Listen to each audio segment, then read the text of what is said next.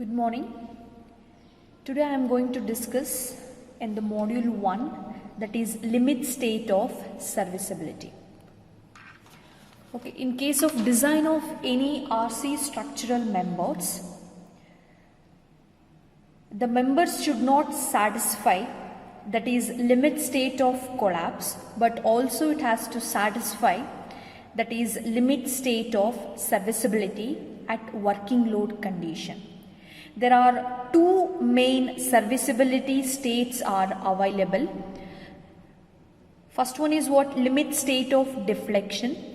Second one is limit state of cracking. First we will see, that is limit state of deflection, that is the analysis using limit state of deflection. Before going to that limit state of deflection, we are going to discuss some of the basic parameters. First one is what? Deflection. Deflection means what? That is the vertical displacement of a structural member.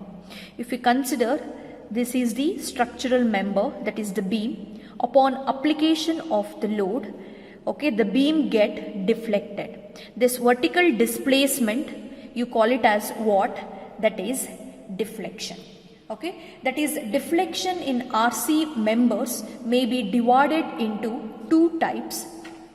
Okay, that is may be divided into two types. First one is what? Short-term deflection, and the second one is long-term deflection. This is the short-term deflection are due to what? Elastic deformation, which occur immediately after the application of the load. Immediately after the application of the load, the beam get deflected. That immediate vertical displacement, you call it as what? Short-term deflection. Next one is what? That is the long-term deflection.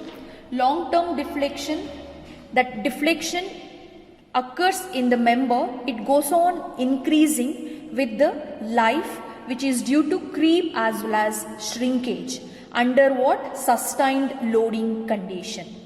Okay, that you call it as what? Long-term deflection. There are various parameters are there in order to affecting what? That is what? That is short-term deflection as well as long-term deflection. The factors affecting short-term deflections are, first one is magnitude and the distribution of live load.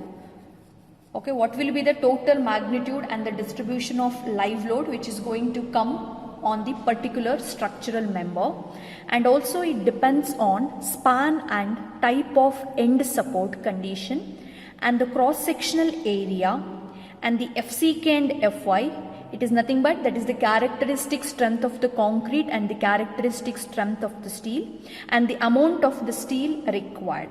These are all the various parameters which is going to affect what? Short-term deflection.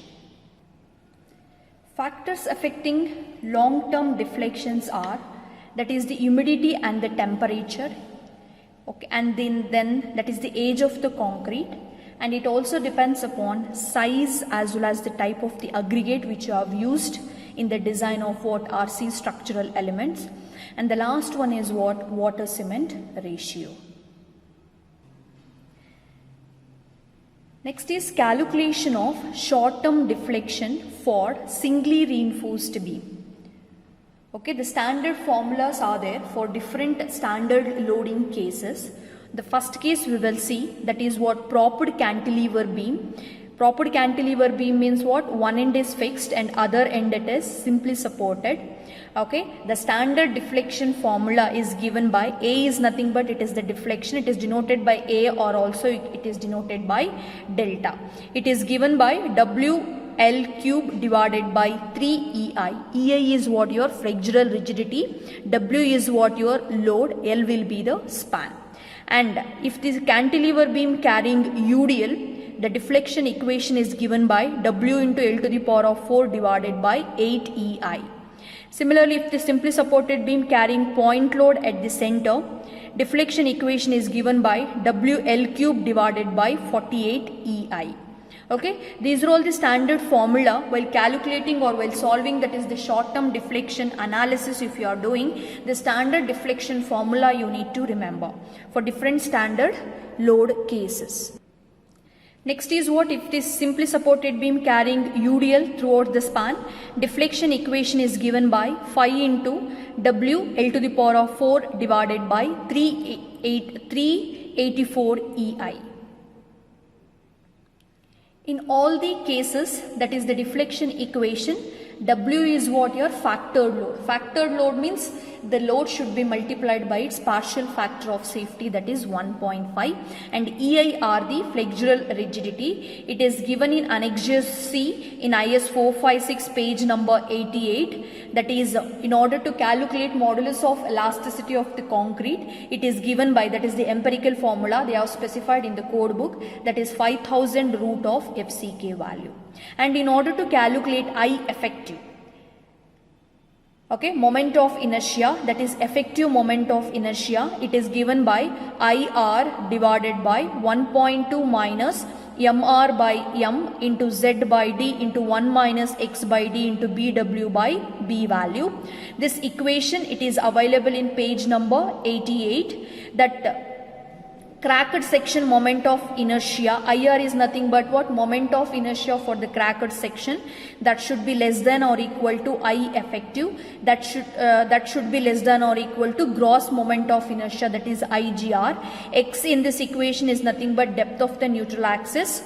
Okay, then the gross moment of inertia for different standard section, for rectangular section, it is BD cube by 12, and the cracked moment of inertia, it is given by FCR into IGR divided by YT.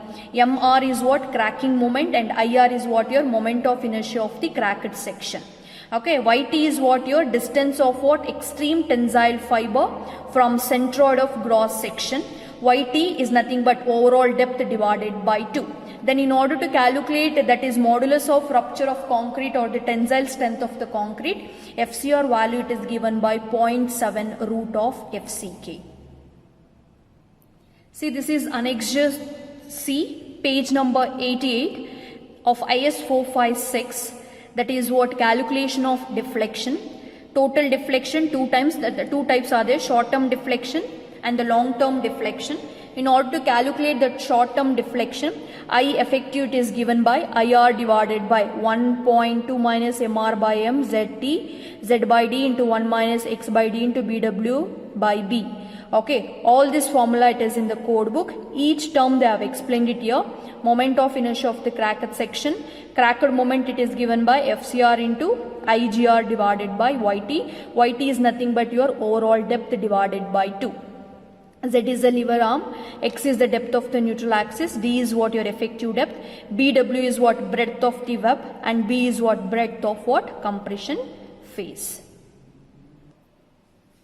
Next is what? In order to calculate, that is what? Distance of neutral axis from the compression flange, the equation is given by Bx square divided by 2 plus M into AST into D minus X.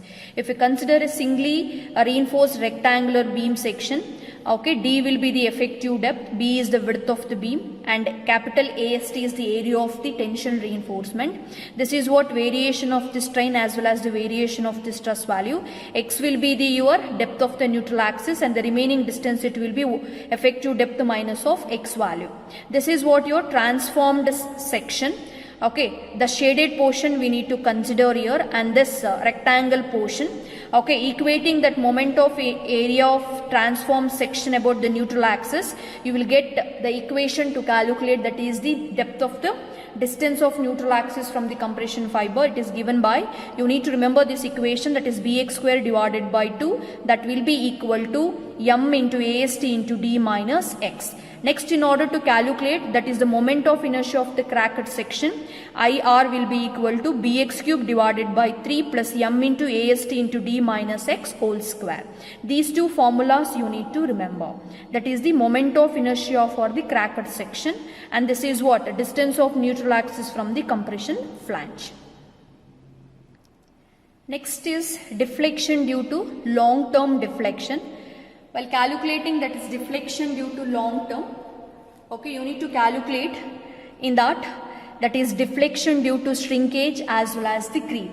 Okay, long term deflection, it is going to occur due to what? Creep as well as shrinkage. Together you call it as what? Long term deflection.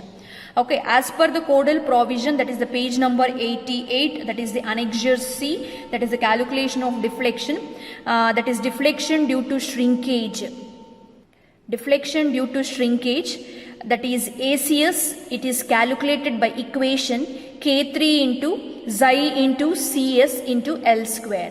K3 is what? It is a constant. It depends upon that what? Various support condition. It is 0.5 for cantilever and 0.125 for simply supported member.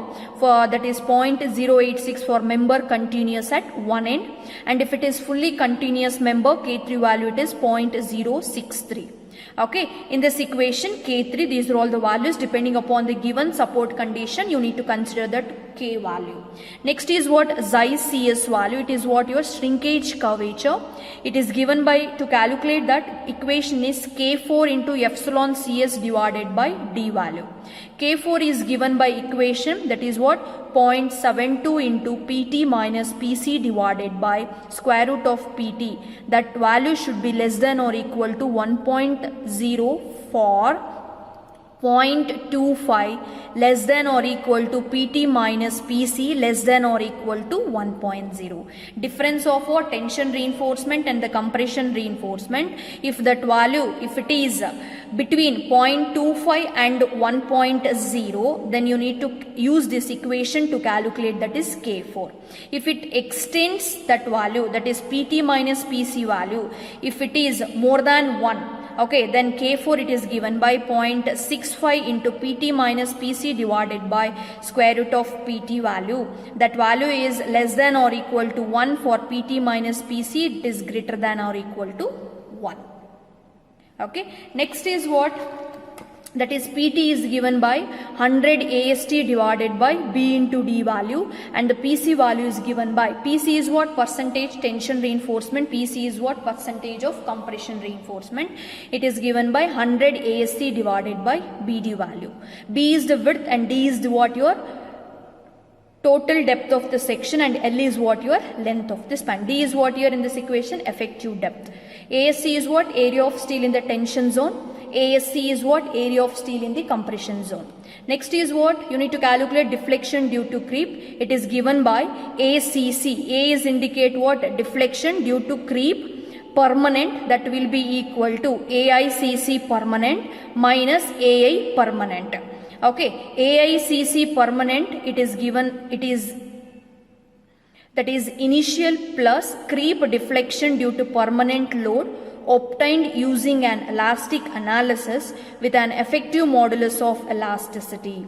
Okay, effective modulus of elasticity ECE, it is calculated by equation EC divided by 1 plus theta, theta be the creep coefficient. A permanent is what? Short term deflection due to permanent loading using what? Modulus of elasticity of the concrete, that is EC value. Okay, once you calculate AI permanent, that is what? Short term deflection, and AICC permanent, difference of the two value will get it what? Deflection due to creep. Thank you.